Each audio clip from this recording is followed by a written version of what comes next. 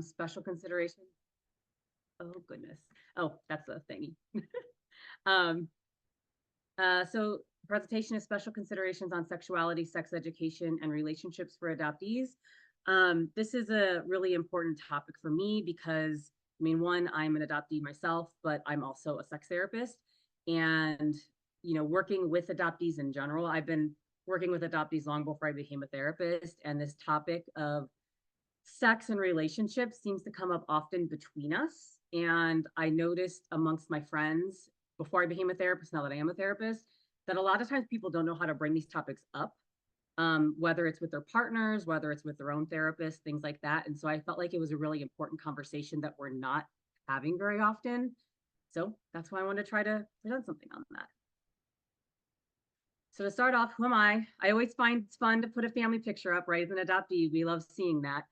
So who am I? I'm an intercountry transracial adoptee. I was adopted from Calcutta in the 80s into a, quintessential American white family in the middle of nowhere, Ohio, and grew up with them. I've since spent a lot of my adult life in Los Angeles mostly, but right now I'm located in Indiana, and that's where I'm practicing as a social worker. Um, I in a past life, I was working as a historian. I was doing a lot of graduate work in history.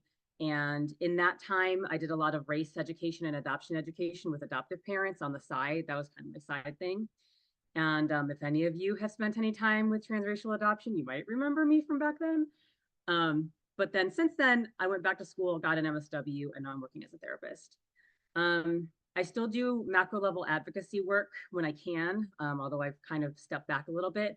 But I did a lot of work with people for ethical adoption reform or PAIR and with Intercountry Adoptive Voices or ICAV. And with ICAV, I've been able to do work both with the Department of State for intercountry adoptees and with the UN and the Hague Convention. And so now, like I said, I work as a licensed social worker and I focus on religious trauma, which unofficially became my niche, but I think it became really relevant after being, a pastor's kid my whole life. And then now, being in the middle of Indiana, I seem to get a lot of people, especially in this moment, leaving the church and then trying to find somebody who understands that experience. I also work with sex therapy, which is what I originally set out to do, particularly because I work with the polyamory and the kink communities.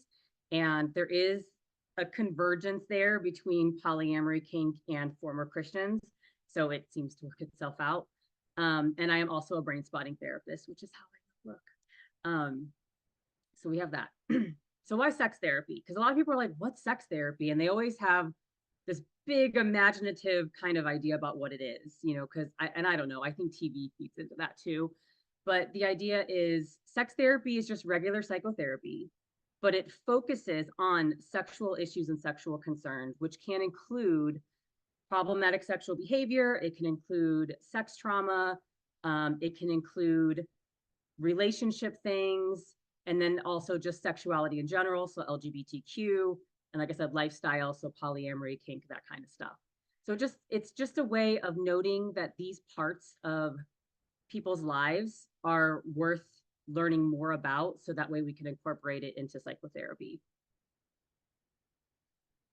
Okay, so since there are therapists, I wanted to ask this question, and obviously don't give out tons of details about your clients if you please not, but are there any issues you've encountered or heard, and this could include things you've just heard, right, related to adoptees and like sexual behavior, sexuality, or relationships? I have some examples I can give too of things I've heard over the years, but I was curious if anybody else has anything that comes to mind really quickly.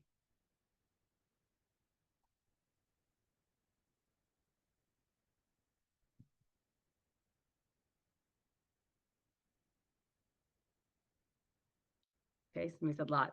So I'll give an example of something I've heard on, uh, I've been on like Facebook pages for years. And even before I became a therapist, I remember reading things that always caught my attention because I'm thinking as an adoptee, like, why are we going to this place first about this child? So I don't remember the details exactly, so that's a good thing. I can anonymize it in that way. But I'll never forget reading a thread where an adoptive parent was saying that their adopted child had been touching the genitals of their biological child. And of course, they had to make those distinctions, right? Well, the adopted child did this thing. And they were asking, is my child a pervert, right? And when I asked, I was like, well, how old is this child? They said 4. So this adoptive parent was calling their 4-year-old adopted child a pervert because, I mean, you and I can all guess it's because it's not really their child, right? Like that's the whole problem.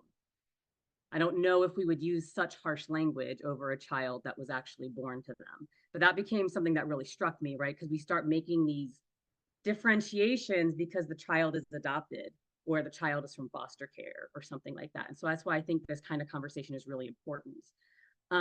There's also situations I've heard of where things that might be typical behavior, like access to pornography, masturbation, things like that, depending on the age, might be seen as a problem or different or perverse or something like that. And the reality is, and when we're going to go over this, if you look at the actual timeline of development, it's actually completely typical. So what are some people saying? Let's see. So can't say the word and it's going to be fun. I'm going to say it later. Fetishization, that's a big one that comes up and we'll talk about that one later. Fear of intimacy, sex and love addiction, sexual repression and disconnection, promiscuity, again, fetishization, terrified to leave someone for fear they can't find someone else. That's a big one. Trying to make things work far beyond what's appropriate, trouble setting boundaries, struggling to speak their needs, belief that their needs don't matter, putting others first, a lot of that people-pleasing behavior, being raised in conservative households where interest is pathologized, yes, and support and not supported, yes. We're going to talk about all these things. Good. I'm glad that this is all fresh in your mind. These are all things I'm going to bring up today. So, and again, if you have any questions, I'm going to try to get through this with time so that we can actually talk about things afterwards. And yes, sexual abuse history, also a big one that's coming up. Okay, so I want to talk about why. Why do we need to even talk about sexuality and sex education and adoption? So first of all, and these are things that I've come across in sessions and things that I've seen amongst adult adoptees that I talk to all the time as issues that come up. So first and foremost, especially for our teens, ensuring comprehensive sex education, especially if, and the reality is they get adopted into a Christian home and end up going to Christian school where they don't get comprehensive sex education. I grew up in that environment and I didn't learn anything. And I know that there are other adoptees who have the same experience. So part of what we need to do is ensure that people at least have the information they need to make informed decisions. We need to be able to address relationship issues that could be related to abandonment trauma or attachment traumas. We need to validate typical sexual behavior. We need to validate any alternative relationships. We need to create non-judgmental therapeutic practice. We need to address sexual trauma as well as problematic sexual behaviors. We need to educate parents on what is typical child sexual development, because again, that's the big thing, is the parents need to know these things too. And then of course, we need to increase professional competence, because again, just like adoption competence isn't taught to any of us in graduate school, sex competence is not either. I think the most I got out of grad school is I happened to take an elective class on sex trafficking. I think that's the most we talked about sex the entire time I was in graduate school. So just being able to even have these conversations is something that we aren't typically doing. So, all right. So this is a big thing for me, and this is part of my master's paper that I wrote, which when we're looking at why do we need to learn this stuff? And a lot of us who went through school more recently, a lot of us talked about this concept of cultural humility, which is this idea that we have a lifelong commitment to self-evaluation and self-critique so that we can address imbalances in the therapy room and be, there for our clients in a very different way and to create these partnerships with our clients. It basically takes away this idea that we are the authority in the room or we are in an oppressive kind of system, and decenters that all and puts it towards the client. And so that's a really, really big first step for a lot of us clinicians.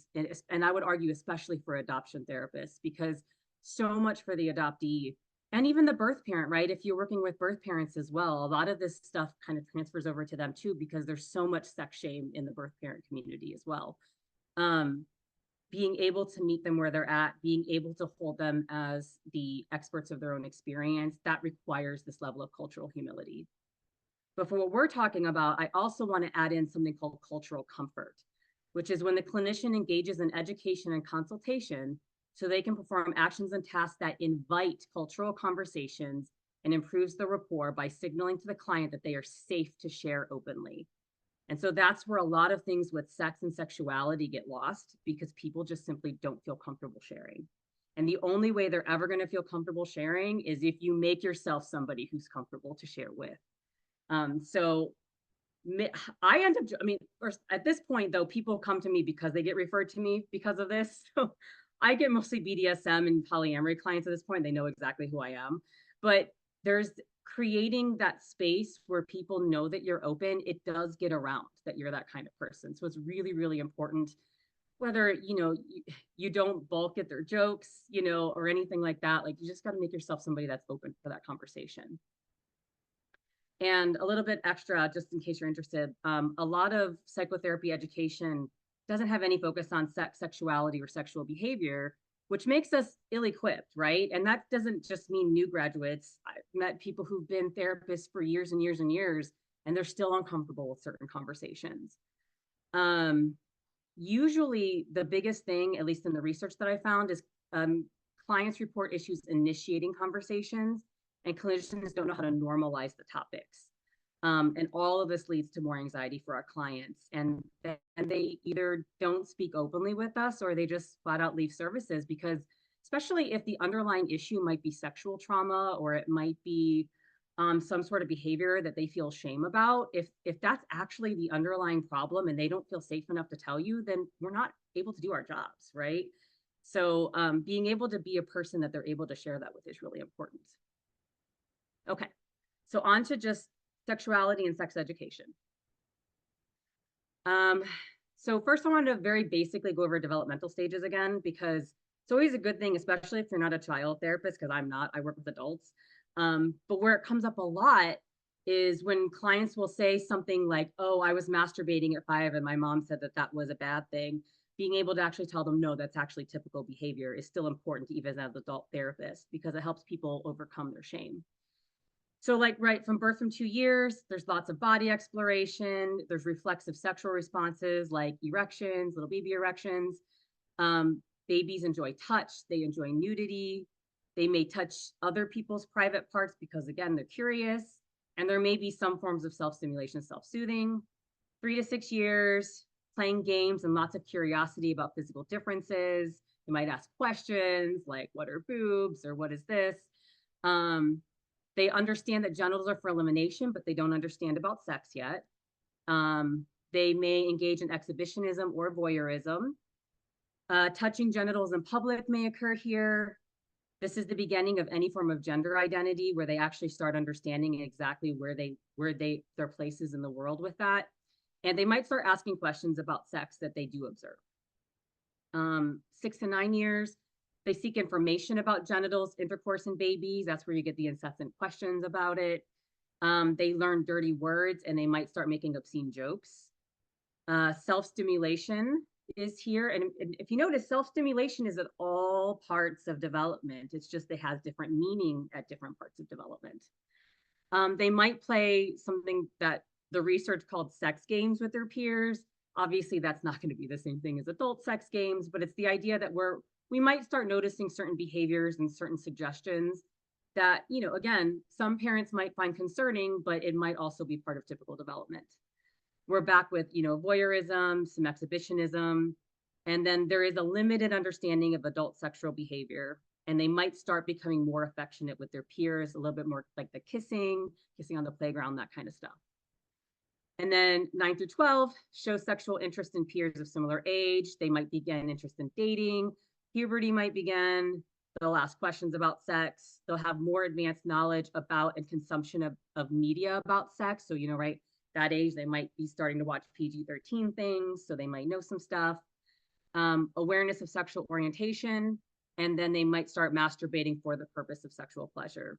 And I would note that in this period, this is often where people find pornography, but a lot of times parents are very offended by that, or they get very concerned. Oh, my 10-year-old found porn. And it's like, not ideal, but it's typical, right? And so then we just need to deal with it. Okay. So on to adoptees. I think this is a really big part about talking about the beginnings of their sexual identity. I think origin stories are so important to think about when we share it with children.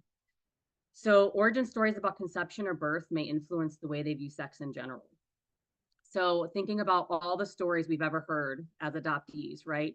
So we have teen mother stories, right? Your mom was young and she couldn't make decisions, and so she gave you up for adoption. Well, what does that tell the child, right?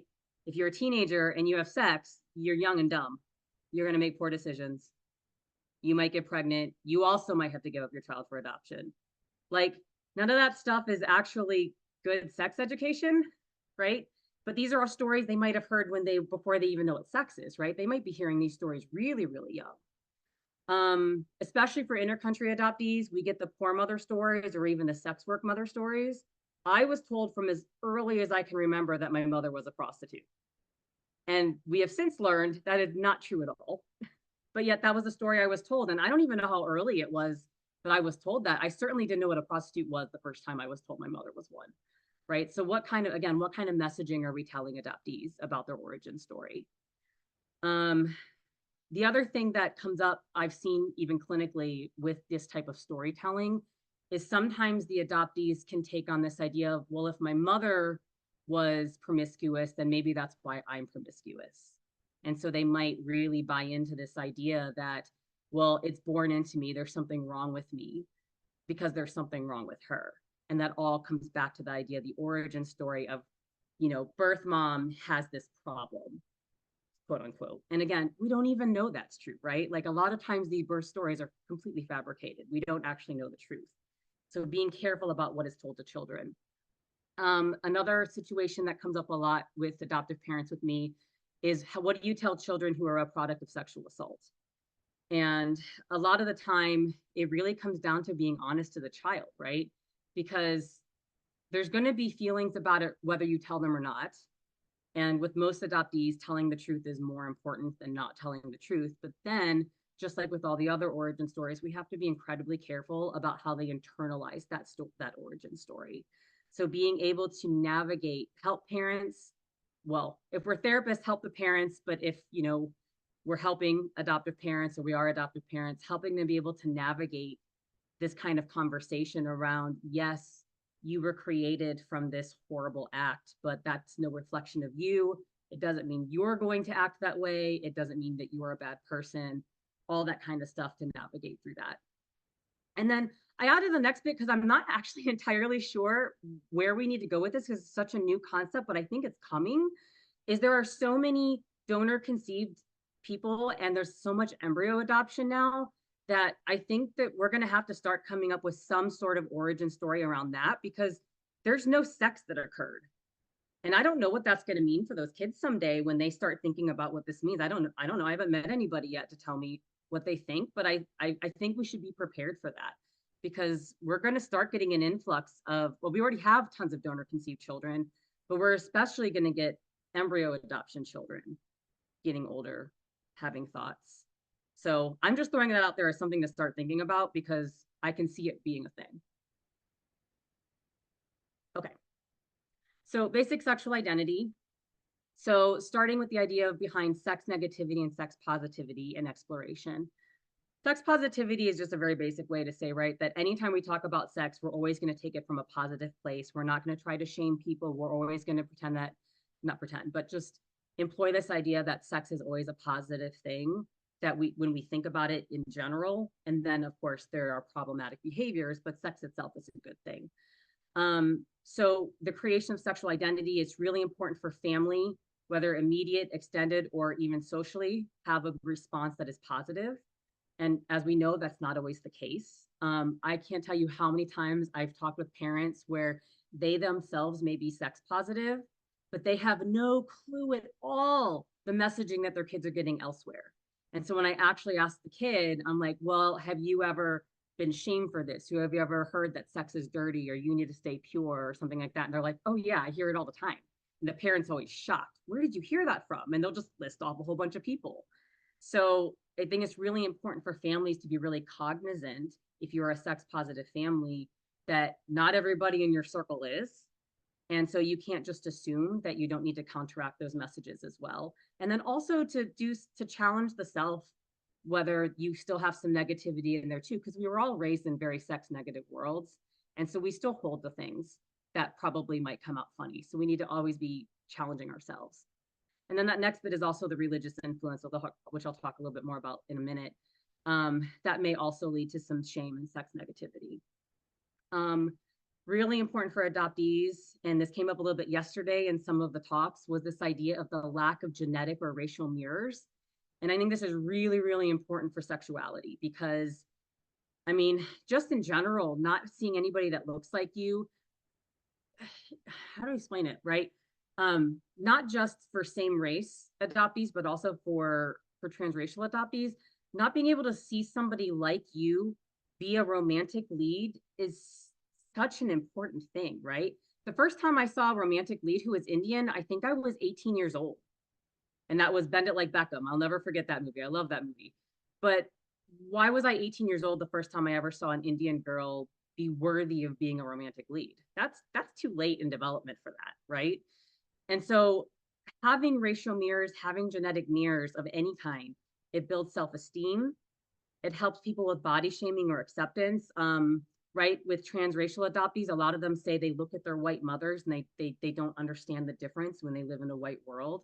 I've talked to same race adoptees where maybe mom is a skinny blonde Barbie and adoptee is like dark and hairy. And so again, there's I see somebody saying that's me. There's lots of body shaming there too, right? So if you don't have those kinds of mirrors, or at least you don't have parents who are mediating that, it makes it really, really difficult to build that sexual identity for the self. Same thing with racial acceptance and attraction. I can't tell you how many transracial adoptees really struggle to be attracted to people of their same race. Not that there's a problem with that. It's just we are in a constructed situation. There's no reason why we shouldn't be attracted to people of our own race. And yet, when you're only raised around a certain type of people, it makes things really, really difficult to find more diversity in the self, right? So that's, again, goes back to having those mirrors. And then, of course, bullying and rejection, same thing. If you're in a family full of blondes and you're the only one who's not, people might view you differently. If you are a transracial adoptee in a very white area, you might be rejected often because that's not what people are used to. And if you're not addressing that with the adoptee, they might take it personally, and there's nothing personal about it. But even more so, you shouldn't be putting them in a situation like that anyways, right? They should be in very diverse places. They should have those mirrors. And then the next bit about identity is LGBTQ. There's not a lot of numbers on this. I've been looking and couldn't find a ton, but there is a decent number of LGBTQ adoptees in existence. The best I could find in terms of numbers had to do with foster care. So 30.4% of youth in foster care identify as LGBTQ as recently as 2019, with about 5% identifying as trans. So that's a decent number of kids in foster care, and we can extrapolate that out to adoption, that have some sort of LGBTQ identity that needs to be fostered in the adoptive home. It needs to be accepted. It needs to be fostered. There needs to be mirrors, right? So in addition to genetic and racial mirrors, we need to have queer mirrors as well. So these are all really important things to be adding into that development. So onto the religious thing. This is my personal bread and butter. I work with purity culture, adults leaving purity culture all the time. And so I have a lot about that. For people who aren't aware, purity culture and abstinence only education focuses on abstaining from sex until marriage. Often the problem with that is that also includes lack of education and other things, because the assumption is if you wait till marriage, you don't need to know about STIs. And if you're married, you don't ever have to worry about birth control. And for all of us adults in the room, we know that that's not true. Even if you're married, you still have to worry about things. You may not want to get pregnant. There's still lots of education that you need to have on top of just simply sex education. How does sex work? What happens when it doesn't work? What can you talk to your doctor? These are all things we should be talking about. And I can say, coming from an abstinence only education, I learned none of it, right? I learned how a baby was made, and then we talked about the baby, and then we moved on. So that leaves a lot of questions and a lot of room for error. So this is important for adoptees because Christians are more than twice as likely to adopt So about 5% of the general population of Christians adopt versus the general populations of Americans overall, which is only 2%. So 5% of the Christian population adopts, 2% of the general population adopts. This means that adoptees are more likely to encounter these philosophies on sex. So specifically in terms of purity culture, let's see, a study found that virginity pledging was associated with an increased risk for HPV and non-marital pregnancies. The risk was slightly more than 50% amongst people who did virginity pledges, and that was from 2016. That's a huge number of kids who are at risk for STIs. They only tested for HPV, but they extrapolate that out to say that should count for most STIs. So it's really important. It's really important that we make sure that comprehensive sex education exists, because they are still doing it. Even if you ask them not to, they're still doing it. Then this idea of the development of the whole self. And this is the stuff that, like I said, I work with adults that come out of this culture. Abstinence and religious programming can lead to sexual shame for what are typical behaviors, right? So a lot of shame around masturbation, a lot of shame if they actually do develop a kink in childhood, because a lot of kinks come out of childhood. And we can get into that later, or you can ask me about it later. But a lot of times when I get into like the extreme kinks, like diaper wearing, for example, a lot of it comes from childhood. A lot of it comes all the way back to actual diaper wearing. So you know that these people are experiencing shame at every single developmental stage until they finally come to a therapist. So recognizing that this kind of programming, it doesn't help people learn more about themselves. It helps them to keep it more secret. And that's not helpful. It's not helpful in a marriage. It's not helpful for the self. And then it also kind of focusing on abstinence only, it keeps people away from typical sexual experiences that can lead to just typical sexual behavior as an adult. So it might keep people from learning about pleasure, about building confidence, about learning sex communication, and learning about other parts of the self, right? Because there's other parts of the self that are related to sexuality, whether that, self-esteem and how we look, or the way that we are able to flirt with other people, or anything like that. There's so many places that this touches on ourselves. And then finally, the last bit is not very well researched yet. But it's a big one that I work with a lot, which is the issue of consent. In my own practice, something that I've been seeing almost ubiquitously, especially amongst women, but sometimes with men that come out of purity culture, is they spend so much time learning how to say no that they never learn how to say yes. And the big conversation I tend to have, and the book I reference here is Laura Anderson's When Religion Hurts You.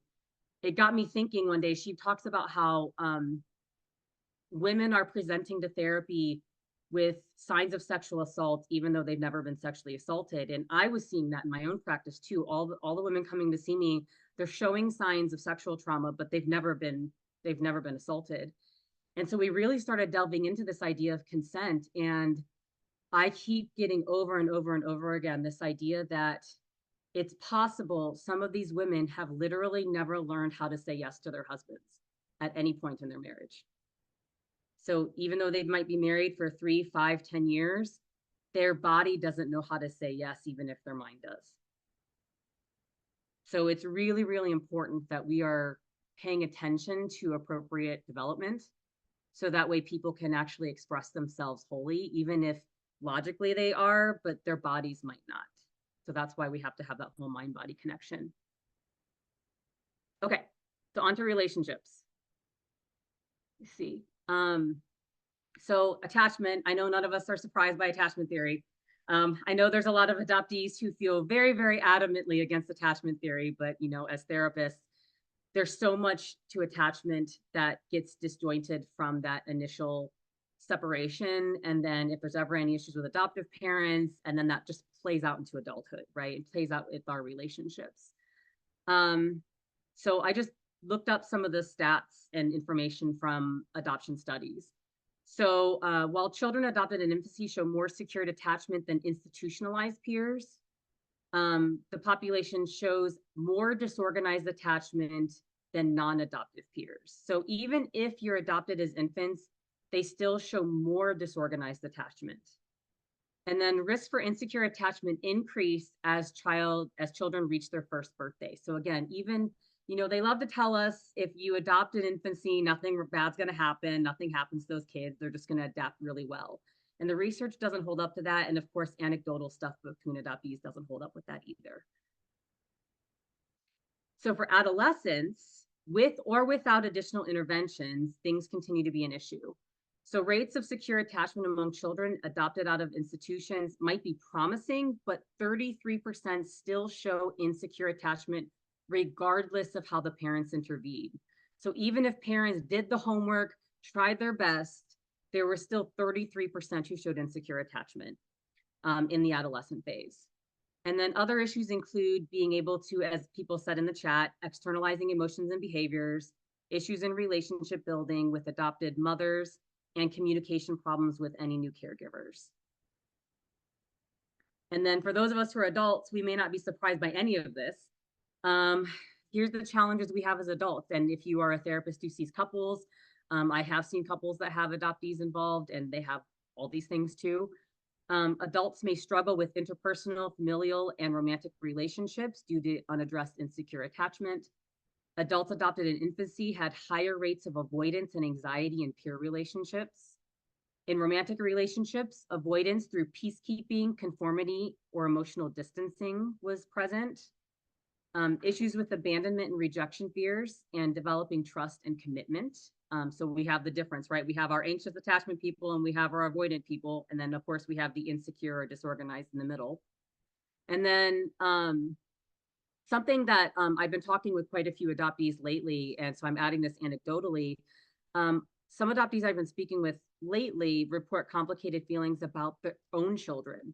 So I've heard a lot of adoptees say, having a child is one of the most important things in helping themselves heal. But I've also talked with adoptees who are terrified to have children for various reasons. And that's because this connection, this base connection between mother and child was altered for them. And so they themselves cannot fathom the idea of having a child, to the point, I even talked to one who is actively afraid, to the point they have, it's called tocophobia, which is fear of pregnancy, right? So it can be so extreme. We can go even to where imagining having a child is terrifying. And then, some of the other reported fears are fears of familial loss and things like that. So I think this larger conversation on attachment is so important because it's going to happen regardless. We're going to have insecure attachment regardless of what we do. So we need to be conscientious about how we handle that. All right, on to lifestyle considerations. Fetishization came up, right? And that's a big one, especially for adoptees of color, because that's obviously the most obvious thing to fetishize. So what is fetishization? It's when a person is sexually objectified over some part of their identity, their look, something about them. So first and foremost, adoptees are fetishized anyways, right? How much porn is step parents, adoption, whatever, so they can do some incest stuff. It's normal. They don't call it incest porn. They just call it step parent or adoption or something like that. So we're already being fetishized. We're already being fetishized because everybody likes the taboo of family. And so that by itself may not come up as often, but it is present in reality. But then even more specifically, adoptees of color, what often happens when we're in transracial families is our white families are either not aware or they're too embarrassed or something to actually teach us that we might have problems later in life with this, right? This idea that people are going to be like, to be honest and personal, I've literally had men tell me I've never had an Indian before. Things like that, right? That's fetishization. I've had men just ask me all kinds of ridiculous things. I've heard from other adoptees things like, when they went to college, they didn't know, they just thought they were cute and popular and they didn't know they were actually being fetishized for being Asian, right? Because there's Asian fetish. So there's a lot of it in there where, and then the same thing, I've heard it with Black girls as well, right? Or Black boys even, right? There's so much fetishization across the board that many adoptees aren't aware of until they're finally hurt by it. right? Or until they realize it. And we don't want anybody to get there. We don't want anybody to be hurt by it. They need to know about it before they get there. So it's really, really important for adoptive families to know this. And so the big one for me, right? Kink and polyamory, that's the world I come from. And the reason why I bring it up is I get asked if there's studies. I have not found any studies on this.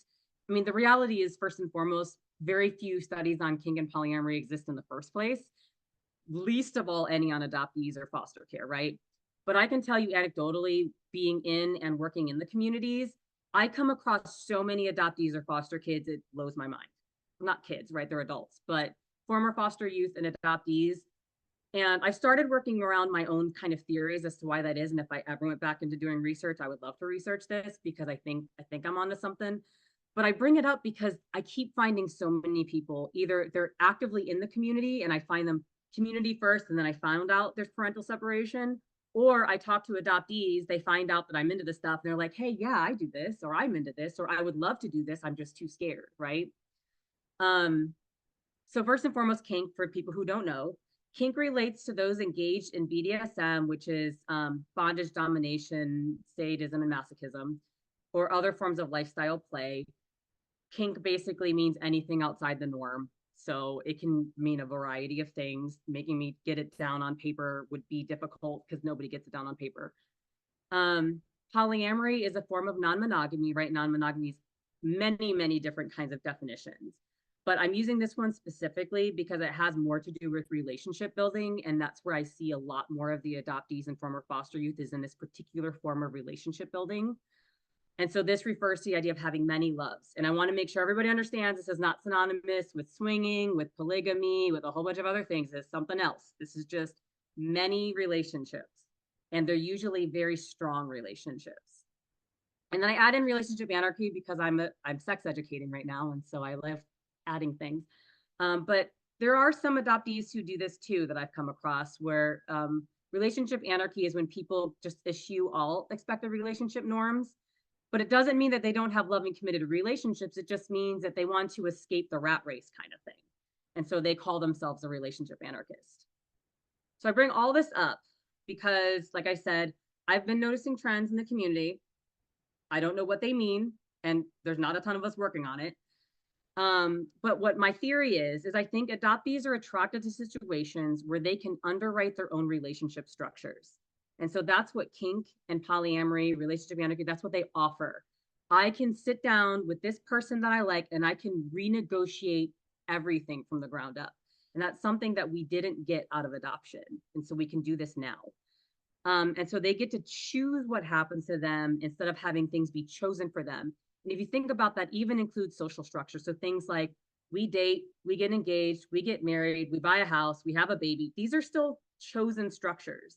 And so something like relationship anarchy frees them from these structures. So even if they still do those things, feeling freedom from them might be really, really like inviting to an adoptee or a former foster youth. So again, I bring all this up because having comfort with these topics is important. You never, trust me, you never know who's actually engaging in this stuff. You would be surprised. Like I could be working with clients for months and then I'll just randomly say something and then all this polyamory just comes out of their mouth. And I'm like, I've known you for 4 months. Where'd this come from? Right? Like you never know when this stuff's going to come up. It also is important to challenge your own biases and assumptions about all of these things. And you need to do that work on your own. That goes back to the cultural humility and the cultural comfort is you can't do this while in the room with your client. You have to do this on your own. So really working through what you think about things. If you have any judgment, work through all that stuff on your own. What I see often in terms of especially kink and polyamory is people often try to look for the sex in it or like the salacious thing, like that what's the craziest thing you've ever done or how many sex partners have you had? Like they just want to know these things. And I really want to caution against doing that. If you ever work with people in these populations, you want to keep your curiosity to yourself. You'll get the details eventually, I'm sure. That's why you got to be cool. And then they'll tell you. But just, again, that goes back to challenging the self to work on the self first before you bring it into the room with your clients. Okay. So special cases with adoptee sexuality. So again, this is the stuff that comes up where I will meet with adoptive parents, or I'll meet with adoptees who had issues when they were kids and their parents made them feel ashamed or something like that, where you hear these stories, like whether you're in like advice groups or whatever. These are all the many things that come up that are considered problems, but they're actually things that we need to really think about critically as to exactly how we help people. Right. So touching a big one, especially for small children, that comes up. So, right. So, depending on the situation, there may be cause for concern, right? If they came from foster care or institution, if there's inappropriate touching, it might be indicative of their own sexual trauma. So, we, instead of being like, oh, there's something wrong with this kid, maybe, yeah, they're traumatized. We need to actually investigate what happened to them. So, that's one thing that I often see is people don't take the current behavior and relate it back to maybe this is indicative of the child's actual trauma of their own. It's of course important to distinguish between what is developmentally typical and what is atypical behavior, and then not to shame things that are typical, right? So just basic kids are naked showing all their stuff, that's actually typical. And it might be typical longer than you think it is, or it might not be. I don't know. It's all dependent on the situation, but we got to be careful that we keep things into what is can be expected, so we're not shaming people for things that are completely normal. Um, and also, it's really, really important to teach and focus on consent related to the body. So many adoptees talk about how they were used as showpieces for their families, they were used as performance pieces. And so there's an element of consent that is being taken from them just by existing, right? Just by being this showpiece at church on Sunday morning. And so being able to teach them consent as it relates to their body, they don't have to accept hugs even though they're only 4 years old, right? Being really cognizant of those things is going to help the adoptee as they traverse life, where so many people try to encroach themselves onto the adoptee's story, onto the adoptee's person. That's really important.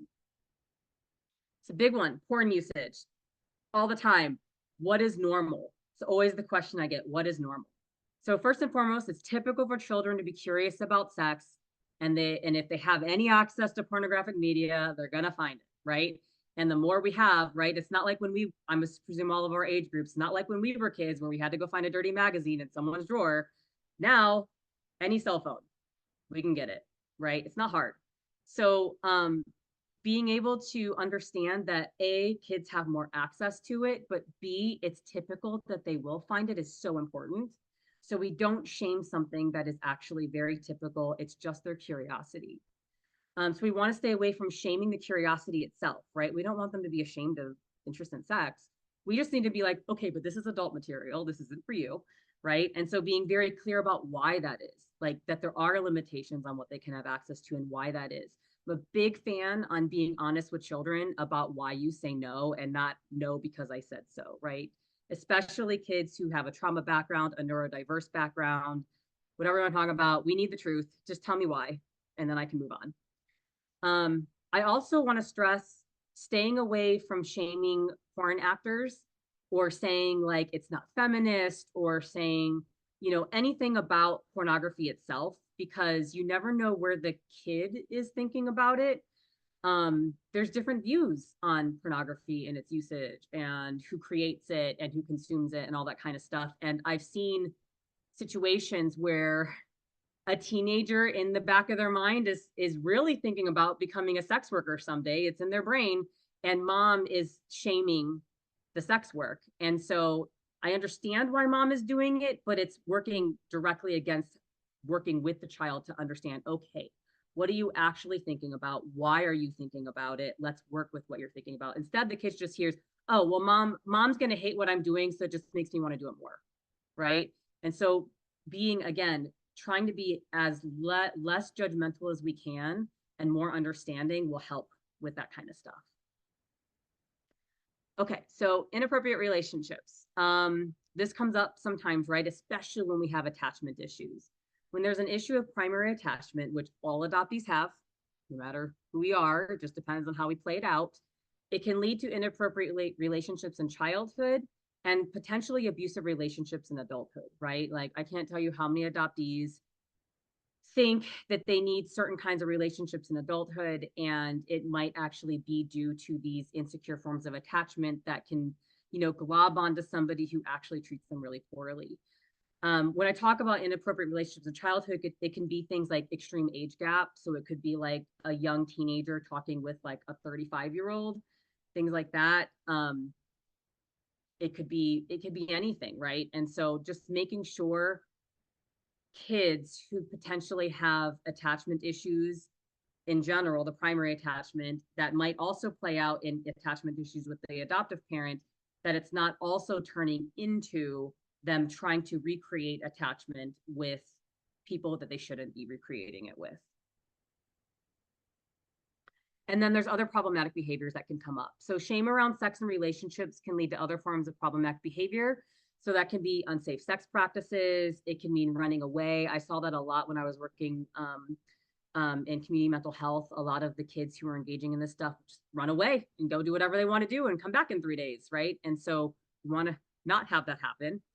And then, of course, engaging in behaviors that are no longer age appropriate. So like we were talking about the exhibitionism or the voyeurism. Well, there's a stage where that's not appropriate, right? So just making sure we keep what is typical versus what is atypical, keeping away judgment and shame, being honest with the kids at every single stage will help them be able to develop properly at each stage. So a little aside, because this comes up, what do sex therapists say about sex and porn addiction? Because this one always comes up all the time.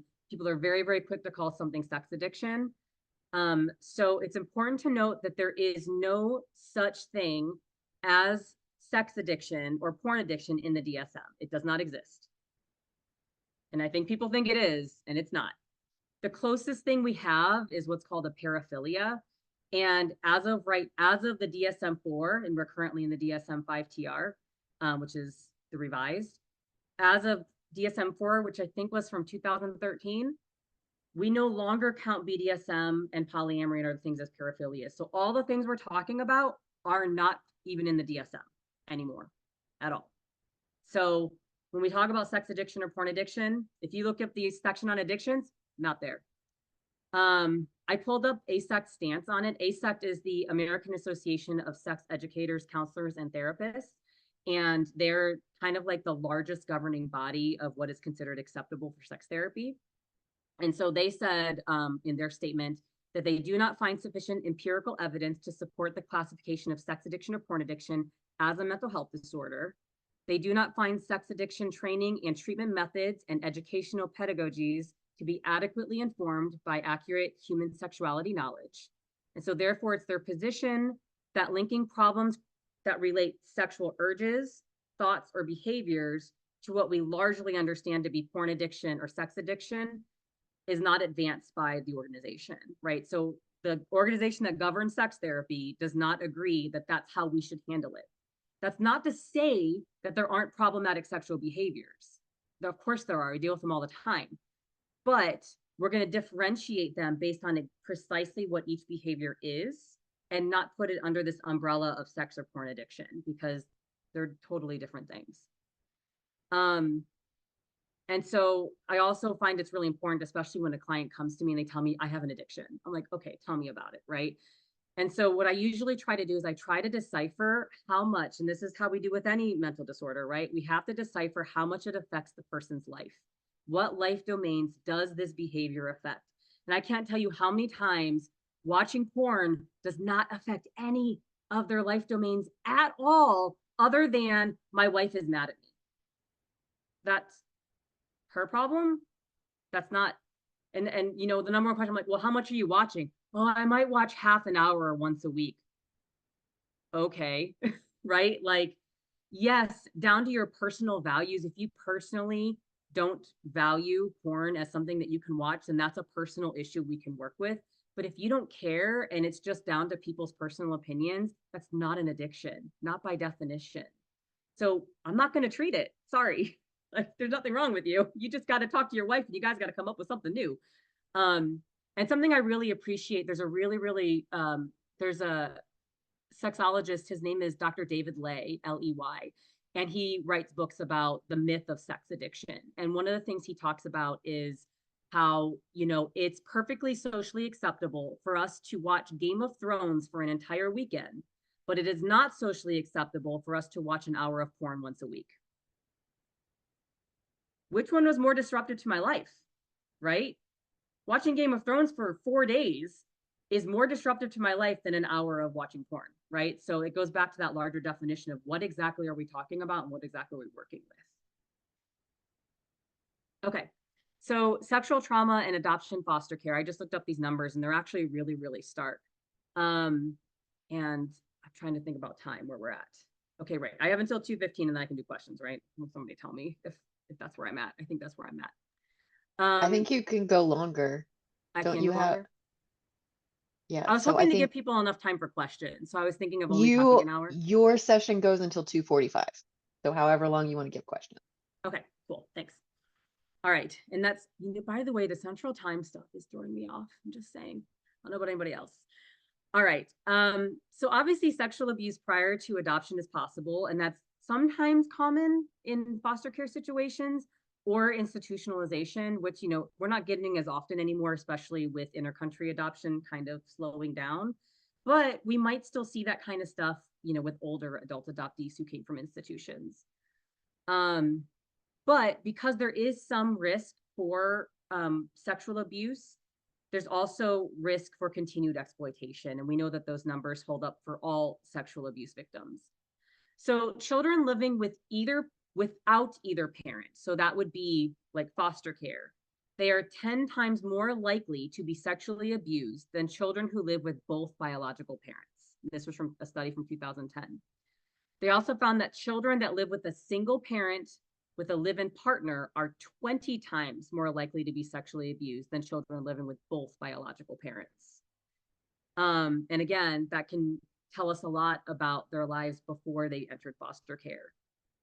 But I think it's really, really important too that this study commented on the idea that adoptive and foster parents at every stage was considered a non-biological, the potential to be a non-biological perpetrator. So every time they mention that a child could be exploited by a non-parent figure, they are including adoptive and foster parents in that.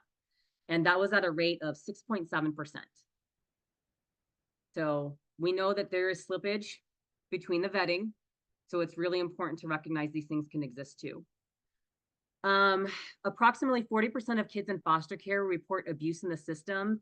They didn't differentiate between any abuse and sexual abuse, but they noted that sexual abuse played up a heavy part of that. 93% of victims in childhood sexual abuse report knowing their perpetrator. So this goes back to that larger idea that people know, whether it's an acquaintance or whether it's actually somebody living in the home or something like that, 93% of childhood sexual abuse victims know their perpetrator. It's not the stranger.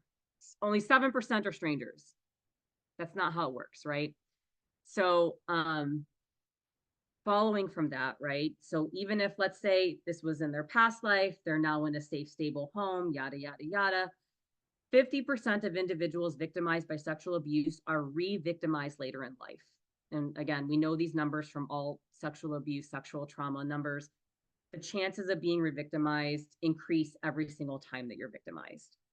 So being really cognizant of when adoptees and former foster youth have been victimized sexually and what that can then mean across their lifespan is really important. So outcomes for sexual trauma. And this is where I think we end up seeing people clinically because they start having behaviors, right? And so that's why they end up seeing a therapist, not necessarily for the trauma itself, but what we're really working on is the trauma. But the stuff we might see is childhood sexual abuse can lead to inappropriate sexual behavior, aggressive sexual behavior, problems in school, disordered eating, self-harm, dissociative disorders, depression, PTSD. It can lead to risky sexual behavior, right? Well, why should I even be careful at this point, right? I've actually literally heard those words. Why should I even be careful? The increased likelihood to engage in transactional sex. So that would be sex work. And that can be either consensual or non-consensual. And I think I mentioned earlier, I actually took a sex trafficking course in graduate school. And a lot of the things we've been talking about, these issues of attachment, issues of problems with parents at home, blah, blah, blah. Those are all risk factors that lead to being ripe for trafficking in the way that it actually works, right? This idea that somebody comes along, says they're going to help you out, blah, blah, blah, blah, blah. It really depends on the situation. So we need to deal with early childhood sexual trauma so that they don't become ripe for exploitation later. Trauma responses can include shame. That's a big one, right? That's almost 90% of what I hear is shame. It can lead to hyposexuality. I've seen cases where people come to me and they literally can't be touched and they would love to be with their partner, but they literally cannot stand anything. So they struggle with relationships. It can lead to hypersexuality. Again, I don't know how we quantify that, but people love to quantify that. But this idea that people have a lot more sex than expected. It can lead to self-esteem issues. It can lead to dissociation around or during sex. And it can lead to other forms of problematic sexual behavior because, again, sometimes people can continue perpetrating what they've experienced. Adoptees are at increased lifetime risk for substance use disorder. That is also a potential outcome from sexual trauma or any other trauma. Before I did this, I spent time in addictions counseling, and I'm really coming around to the idea that any addiction comes from trauma. I have yet to see a case where that's not how it worked. And so knowing that adoptees are at an increased lifetime risk for substance use, knowing that we are at risk for sexual exploitation, knowing that we are at risk for attachment issues and poor relationships, all these things combined is concerning. And that's something that we should pay attention to. But particularly with substance use and sexuality, right? While actively in substance use, it can increase risky sexual behavior, instances of transactional sex. And then depending on the substance, it can affect your neural pathways while you're having sex, which then fundamentally changes the way you experience sex, which then in turn, for the next bit, makes it really difficult to experience sex when you're sober. So when they're on the other side of the recovery journey, sex is really difficult because if the neural pathways were built from day one, like let's say they were using substances and having sex at 15 years old, and now they're 40 and they're finally sober, they don't know how to have sex like a normal person. They've never done it before. And so there's all kinds of issues that can come from that, from just the neural pathways themselves not being properly created, not being able to build intimacy. Right? Like I had a client at one point be like, I've been bisexual my whole life, but I've never had sex with a girl sober. I don't know what it's like to chase a girl. Right? Like they're like, I need the substance to have the courage, right? And so now that they're sober, they don't know how to do that. And then of course, learning new sexual behaviors. Maybe the behaviors they've had this whole time while they were in substance use were actually problematic. So now they want to be kind now that they're sober to their partner, and they don't know how. They have to learn all these things from scratch. And so again, it can lead to all of these kinds of problems across the entire journey from substance use to recovery that I think we need to be cognizant of. All right, and then I think this is the last one. The big one is genetic sexual attraction and attraction in adoptive families. These don't come up often, but it still comes up, right? So genetic sexual attraction is when people who have had a prolonged separation from a genetic family member finds themselves to be sexually attracted to them. From what we know, the phenomenon is due to reunion being very confusing, right? This idea that really, really want to attach with you, but I'm a full-grown adult, and so attachment to me is romantic. And so there's some confusion there, and so they might feel attraction to this person that they have this genetic familiarity with, and it's just confusing. It's a situation nobody experiences except for people with prolonged separation, and so there's nothing that prepares people for that. Generally speaking, even though people can experience genetic sexual attraction, mostly people don't act on it. However, there are noted cases where people have acted on it. It's just not common, but being able to recognize that it can happen, that it has happened, will help us be a lot less judgmental so we can actually help people as they process this. Something I've personally experienced, I know other adoptees have experienced, is when outsiders assume they are dating or are married to an adoptive family member, right? The first time somebody asked if I was my dad's wife, I was 13 years old. So it happens a lot, especially with transracial adoption. It happens way too much with Asian girl adoptees and older men and their older dads. It happens so much, right? People just assume by the way we do relationships, well, this person looks different. They can't possibly be related, so they must be dating. And so it creates this very confusing thing, right? Like I didn't even understand at the time. I'm like, did this person just assume I'm married to my dad? I'm 13 years old. That's weird. He's 50. What? Right? Um, but being able to know that these dynamics happen, I think most importantly to know that to let the adoptive parents know that they're happening. Because I know my parents were very, they didn't know. They didn't know these things were being said to me. They were being said to me about my brothers as well. My parents have biological sons who are significantly older than me, and it was being said to me about them too.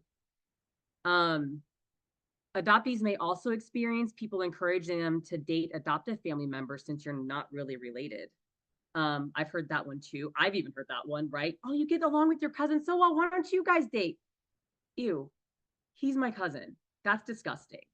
But it's because, you know, these outsiders, they have this view of, but you're not really related, which is way outside of the adoption paradigm, right? We're constantly told you're just like family as if born to them.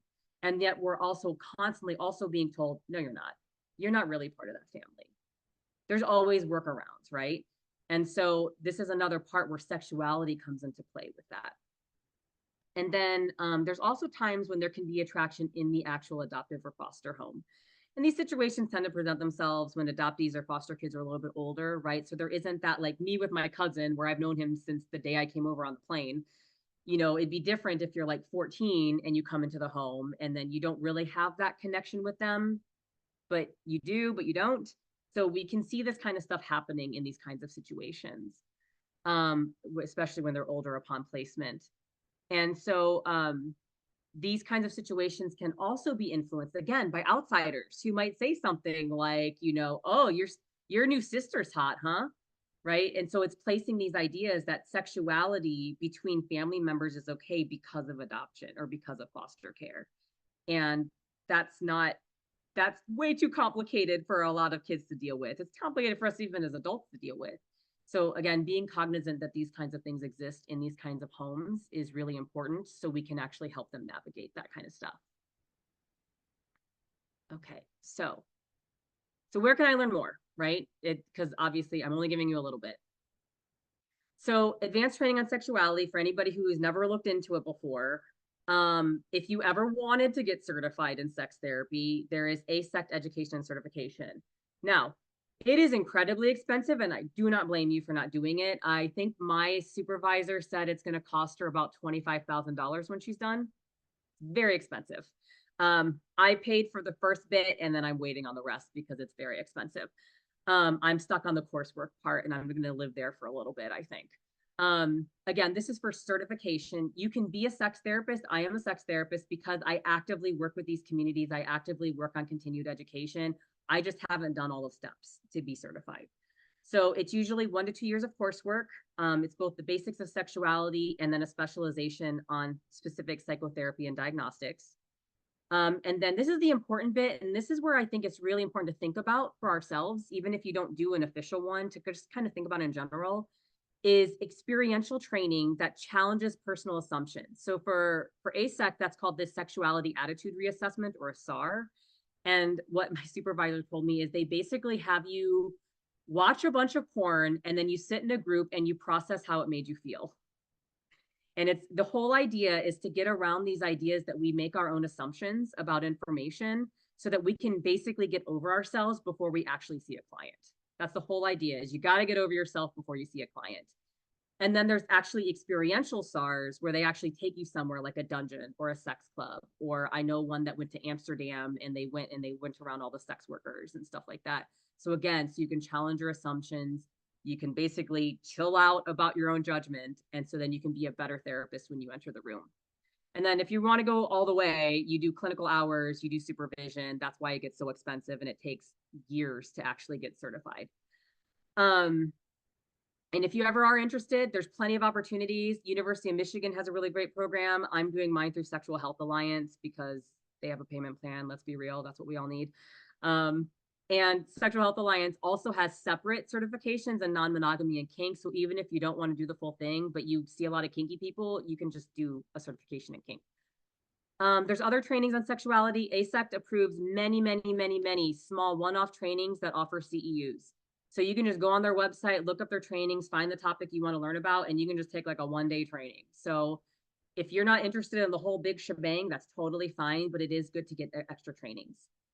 And then also different modalities may offer trainings that are focused on sex issues. So like somatic modalities or other modalities, they might include some stuff with sex too. So make sure you're taking that kind of stuff just so you're incorporating that into your practice.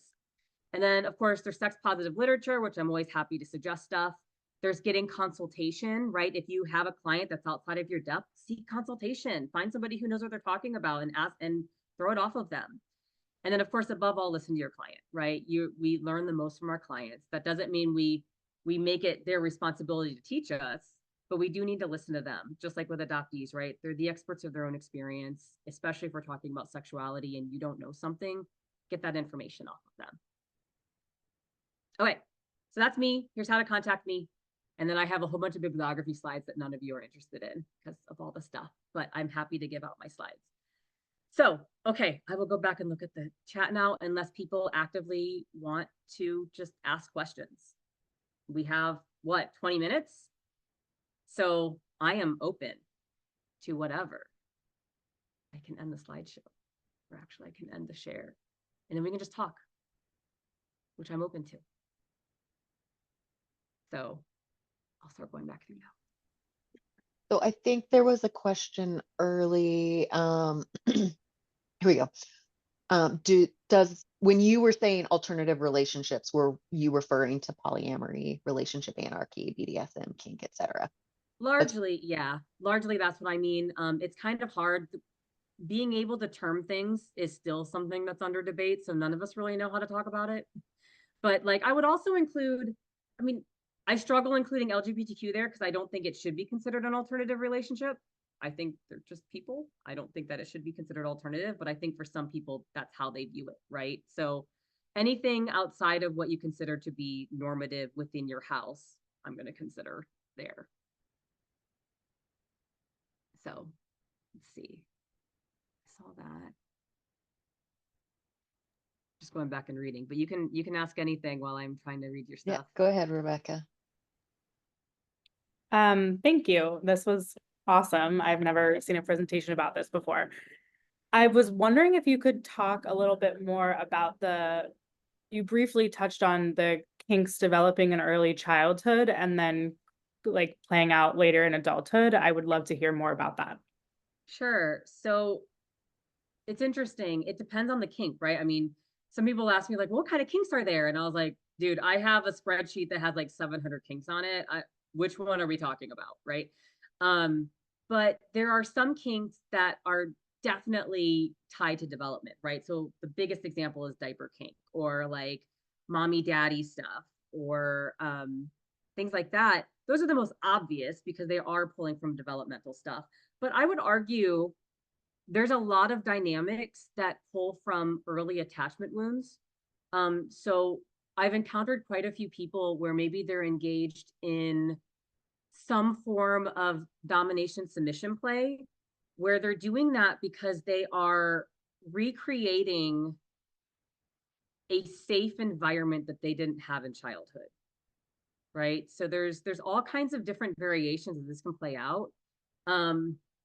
It's always cliche to be like, she has daddy issues. And I'm always like, yeah, she might be calling him daddy for a reason. That might be real, but I don't mean that in a shamey way or in a cliche way, but in a very real, like, okay, what is happening in this dynamic that calling